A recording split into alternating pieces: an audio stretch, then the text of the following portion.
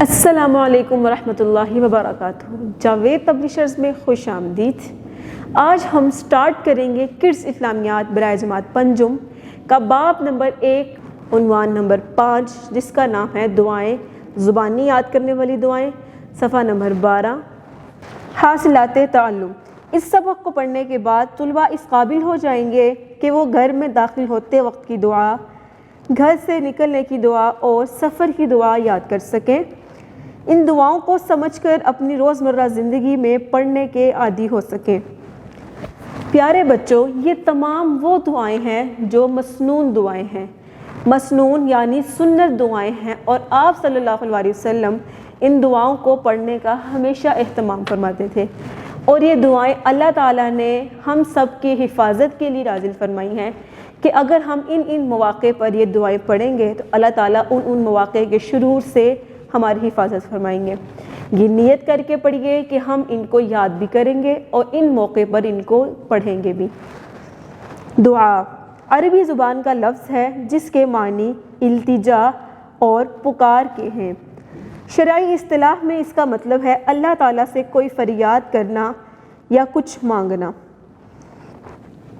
آپ سب کو معلوم ہے کہ دعا سے ہم اللہ تعالیٰ سے اپنی ضرورتیں اور حاجتیں طلب کرتے ہیں، اور ہمارا سب کا یقین ہے کہ اللہ تعالیٰ ہماری دعاؤں کو قبول بھی کرتا ہے۔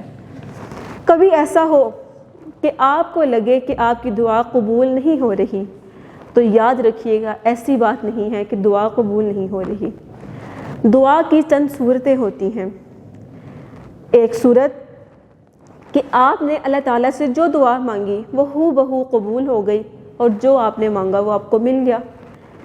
دوسری صورت کہ آپ نے دعا تو مانگی، جو مانگا وہ نہیں ملا، البتہ اس کے بدلے کچھ اور مل گیا، یعنی آپ نے اللہ سے کم تر مانگا لیکن اللہ تعالیٰ نے آپ کو اس سے بہتر عطا کر دیا جو آپ کے لیے اس سے زیادہ بہتر تھا۔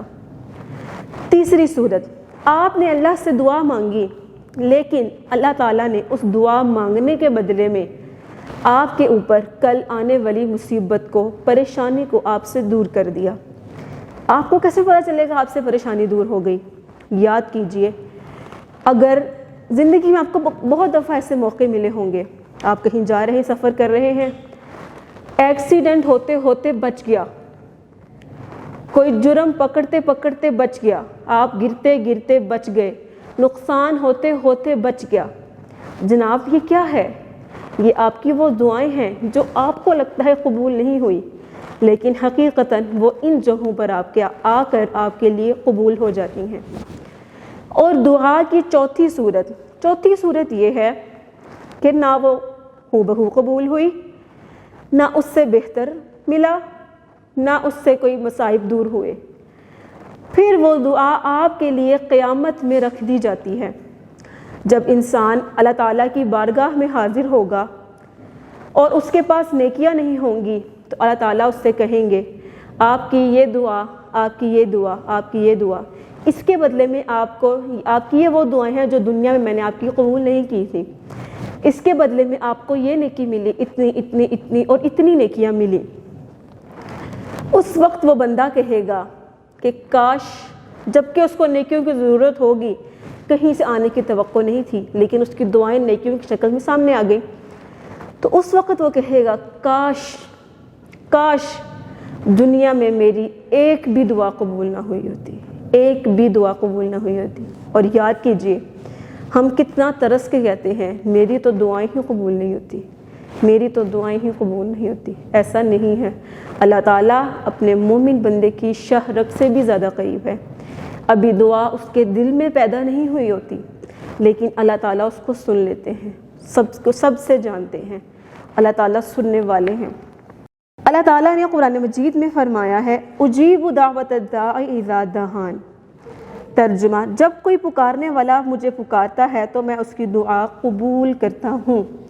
اللہ تعالیٰ نے خود بھی ارشاد فرمایا کہ میں قبول کرتا ہوں، تو یقیناً قبول فرماتے ہیں۔ گھر میں داخل ہونے کی دعا، آپ جب بھی گھر میں داخل ہوں تو اس دعا کو پڑھیں۔ اگر آپ کو یاد نہیں ہو رہی یا یاد نہیں رہ رہی یا یاد تو ہے لیکن پڑھنا یاد نہیں رہتا تو اس کا آسان سا طریقہ ہے جب آپ گھر میں داخل ہوتے ہیں تو جس جگہ پر جس دیوار کے حصے پر سب سے پہلے آپ کو لگتا ہے کہ آپ کی نظر پڑتی ہے تو وہاں پر چھوٹی سے کاغذ کے اوپر چھوٹی سی پرچی پر اس دعا کو لکھ کے لٹکا دیجئے۔ جب بھی آپ کا کوئی بھی رشتہ دار گھر میں داخل ہونے والا بندہ جب داخل ہوگا تو اس کی نظر اس دعا پر پڑے گی اور وہ دعا کو اپنی زبان سے ادا کرے گا تو اس کا ثواب اس کو بھی ملے گا، آپ کو بھی ملے گا اور آپ کو یاد بھی رہے گی۔ دعا کیا ہے؟ اللہم انی اسألک خیر المولج و خیر المخرج، بسم اللہ ولجنا و بسم اللہ خرجنا وعلی اللہ ربنا توکلنا۔ ترجمہ: اے اللہ تعالیٰ، بے شک میں تجھ سے مانگتا ہوں داخل ہونے کی بھلائی اور نکلنے کی بھلائی۔ اللہ تعالیٰ کے نام کے ساتھ ہم داخل ہوئے اور اللہ تعالیٰ کے نام کے ساتھ ہم نکلے، اور اللہ تعالیٰ پر ہی ہم نے بھروسہ کیا جو ہمارا رب ہے۔ اب گھر سے نکلنے کی دعا، اور یہ دعا بھی کسی ایسی جگہ پر لکھ کے لٹکا دے جہاں پر گھر سے نکلتے ہوئے سب سے پہلے آپ کی نظر پڑتی ہے یا آخری نظر پڑتی ہے۔ دعا کیا ہے؟ بسم اللہ توکلت علی اللہ لا حول ولا قوت الا باللہ۔ ترجمہ: اللہ تعالیٰ کے نام کے ساتھ میں نے اللہ تعالیٰ پر بھروسہ کیا، برائی سے بچنے کی قوت اور نیکی کرنے کی طاقت صرف اللہ تعالیٰ کی توفیق سے ہے۔ یہ دو دعائیں ایک ہی موقع کی ہو گئیں۔ اگلی دعا سفر کی دعا۔